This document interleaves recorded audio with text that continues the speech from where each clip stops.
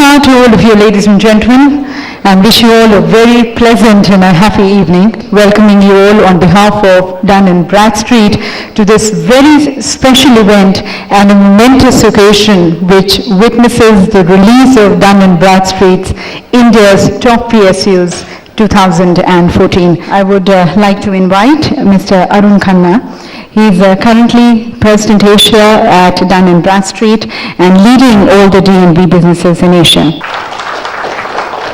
On behalf of Dun & Bradstreet, it is a pleasure and a privilege for me to welcome you all here for the launch of our new publication, India's Top Public Sector Undertakings 2014. Tonight, we celebrate and recognize the achievements of some exceptional companies that have played a key role in driving India's economic and social growth over the past many decades. I'm pleased to note that this is the 7th edition of this publication. Like previous editions, I expect that DNB will receive a very positive response from companies, investors, researchers, and academics from around the world to whom we make this publication available both in a digital and a book form. In closing, I would like to congratulate all the companies featured in India's Top PSUs 2014 and thank you all again for joining us on this occasion. Thank you.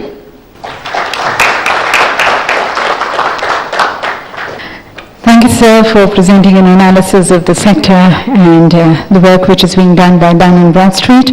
And now, ladies and gentlemen, I would like to invite here the President and Managing Director, India, Dun & Bradstreet, Mr. Kaushal Sampath.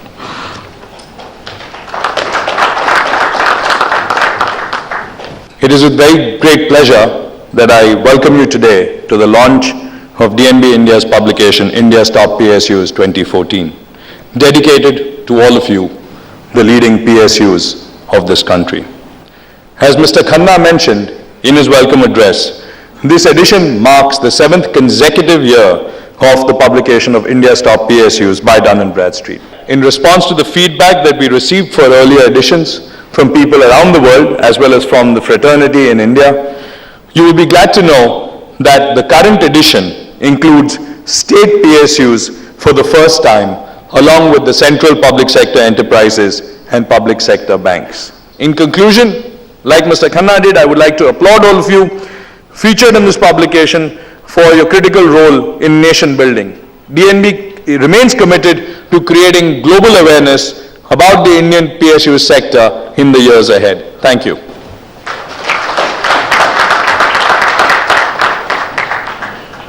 Thank you, sir, for your comprehensive analysis of the performance of the public sector enterprises and the contribution which they have made to the GDP. And now, ladies and gentlemen, I would like to invite Mr. Rajiv Warrior, Managing Director, Sodexo CVC India Private Limited.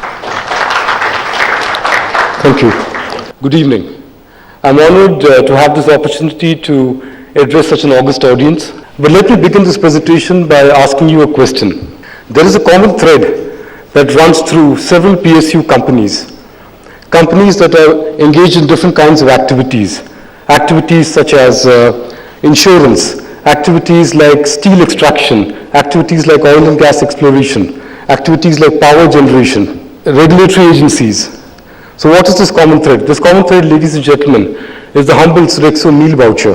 The Sodexo meal voucher has been used by these companies to engage their employees and is a part of the perquisite flexible basket for employees. We have served PSUs for many years and we are happy to say that we have played a small part in their success of contributing to the motivation of these employees. In conclusion, we thank you for your continued support and we hope to partner with you in the role of contributing to the motivation and engagement of your employees. Thank you very much.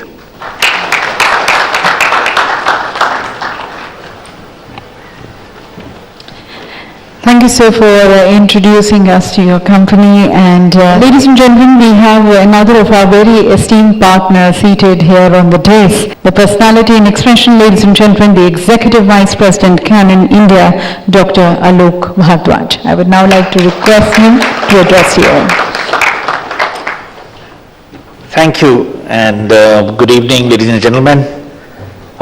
So happy to be here in this event, which is one of the most important part of growing Indian economy.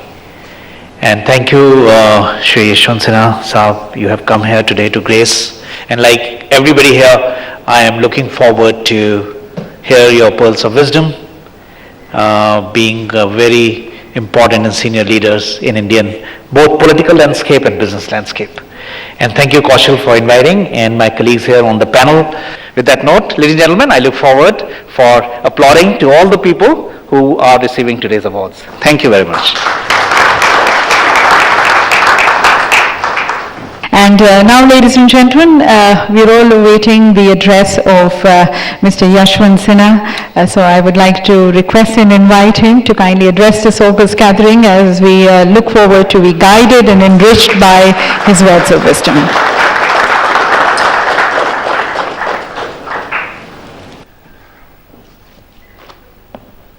I am indeed honored to be present in your midst today as we assemble this evening to celebrate the performance of India's PSUs as brought out by DNB. I am sure this publication will go a long way in clearing the mist about public sector undertakings and their performance at this stage of development of our economy. I personally believe that the PSU policy of the government is very delicately poised at this point of time. And there will have to be a number of very important, relevant factors which will have to be taken into account to fix the direction for the future. We are all aware of the background in which public sector undertakings were set up. We are all aware of the strength that they brought to the economy at difficult times. We are also aware of their weaknesses and the reasons for those weaknesses. Some of those weaknesses, unfortunately, still persist. And those are the issues which it will help us fix the direction for the future if we decide how we propose to deal with those issues. Now, I must confess right in the beginning that I am a great votary of competition. And some of you will recall that it was during my tenure in the Finance Ministry that we decided to set up the Competition Commission to replace the MRTP. And I believe that in our economy, whether it's public sector or the private sector, everyone must compete on the basis of fair play and, in the absence of monopoly, make PSUs lean, mean and hungry, which means exit sectors where there is no need to have a PSU. I know I have made some very unorthodox suggestions and I remember another instance where a very leading consulting company, McKinsey, was making a presentation to the former Prime Minister, Mr. Vajpayee, about how things could be improved in government. And they came out with a number of suggestions. At the end of the presentation, Mr. Vajpayee, in his inimitable style, asked only one question, "ये सब कैसे होगा?"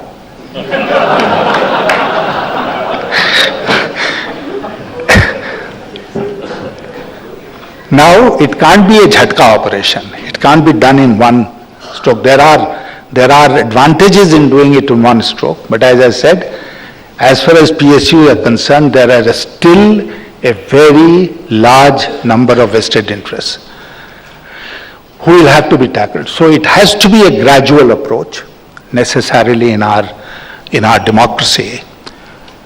But I have no doubt in my mind that this is the direction in which we must go, so that the country becomes really proud of its public sector undertakings, and whether it is BRIC or the global community, we could stand up and others could stand up and say that the Indian PSUs have a global standing, that the Indian PSUs are in the super category, that the Indian PSUs can compete with the best in the world, in India and abroad. That should be the approach. Thank you very much.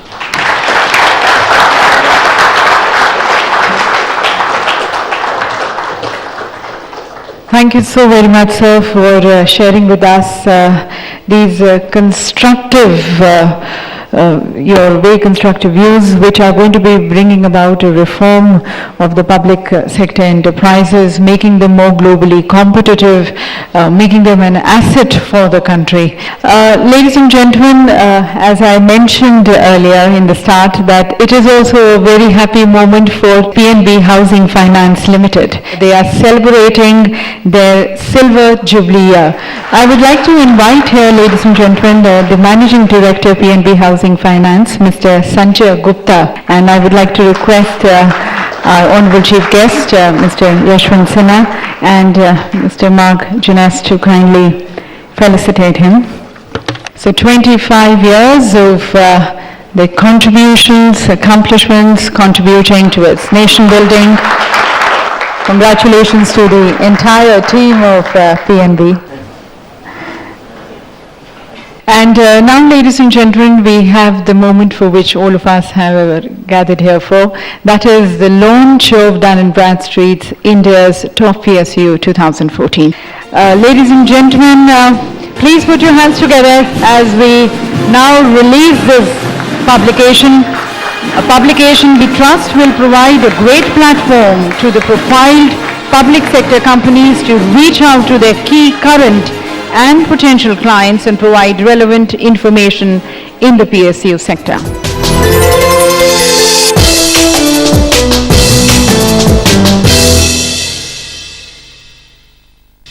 May I invite the esteemed panelist of this panel discussion, and I would like to now hand over to Hina for the further proceedings of the session. Thank you. I would like to start with Mr. Rajan. So what is it that the government actually can do, which is actually talking about increasing skill, speed and scale? I think there has been no discussion about what needs to be done by the government to take the PSUs forward. One thing you can see that in the public sector, the decision making sometimes is not fast, it's quite slow, and that delays all the subsequent action.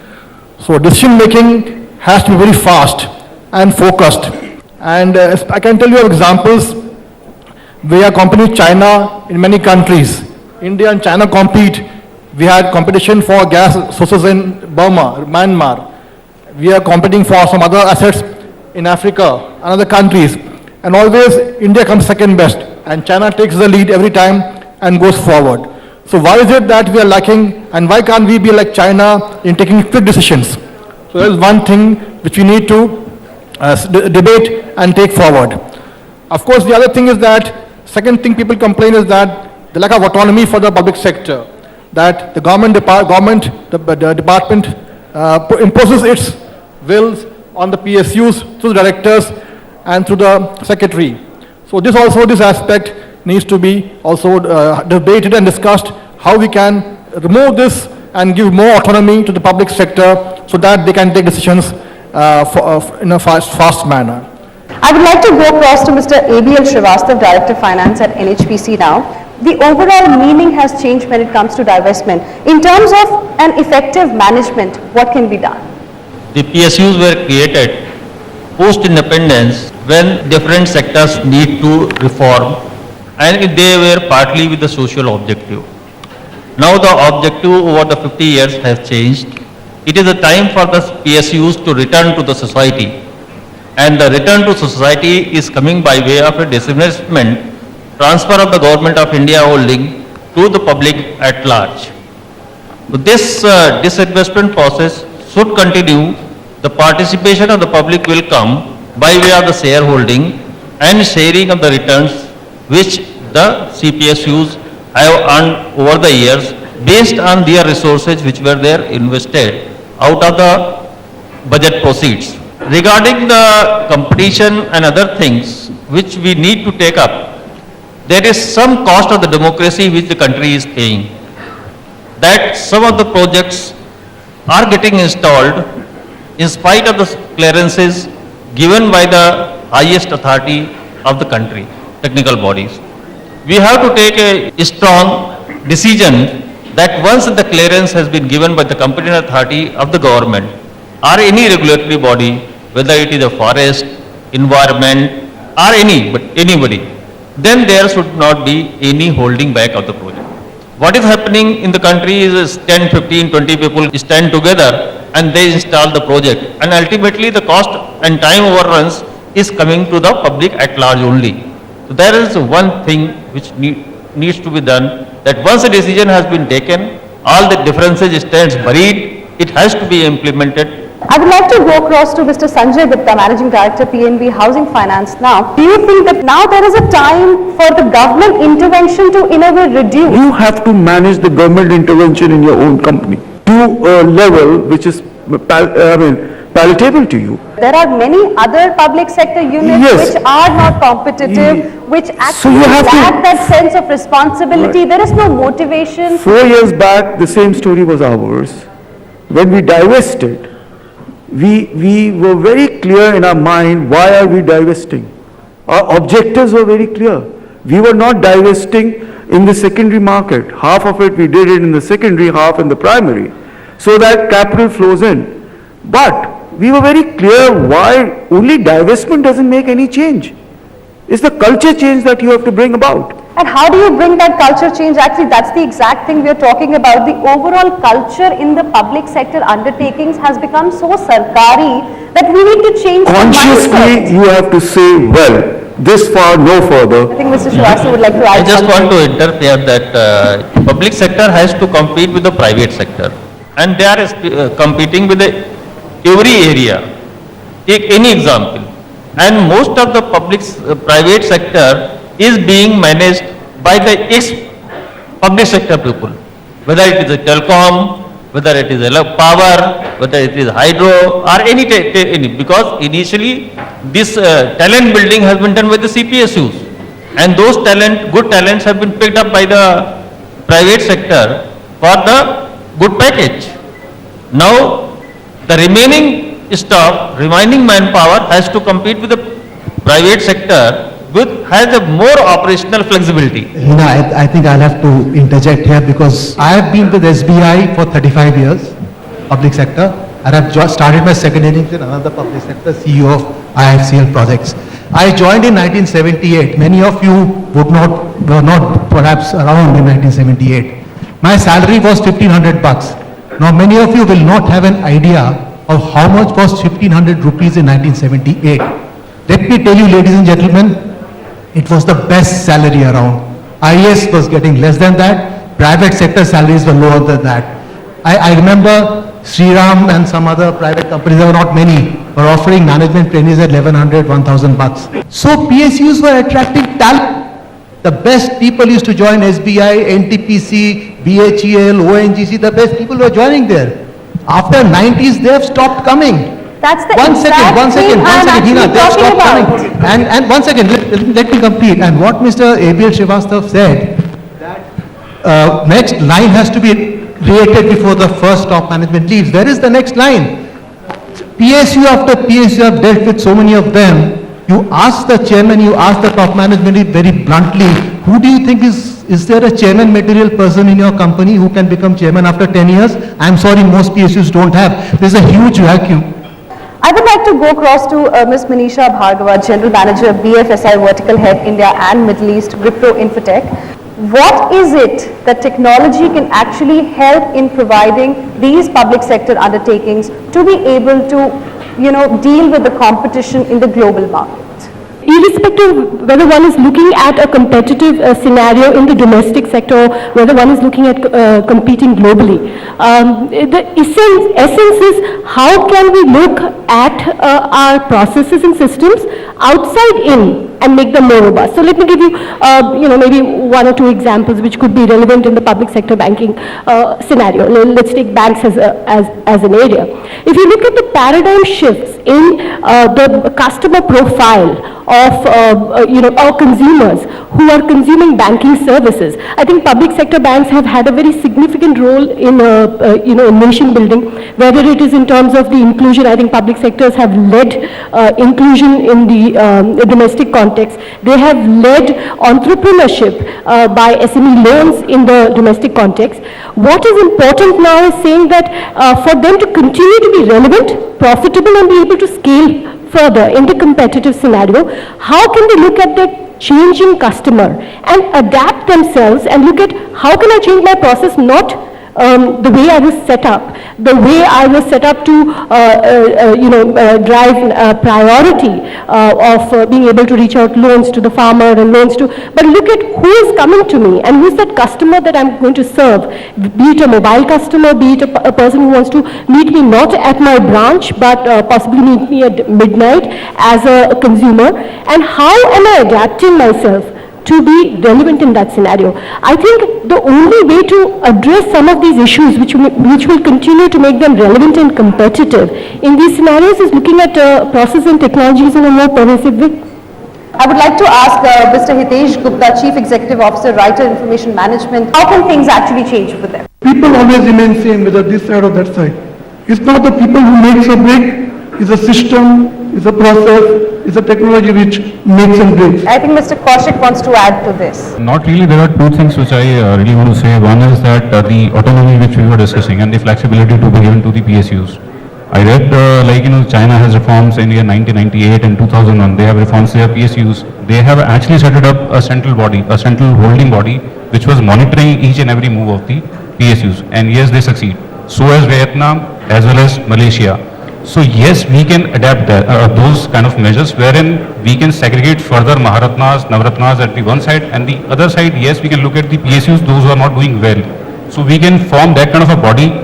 We can adapt or learn. This might be useful because it has been done in various parts of the global. So that is one, and the second is again technology. We will reiterate on this part, which is going to bring the transparency in the system, and yes, the accountability. When these two things will come into the picture, of course, the performance will definitely get increased. I would like to leave it here. Thank you so much, gentlemen. It was a pleasure. Thank you so much.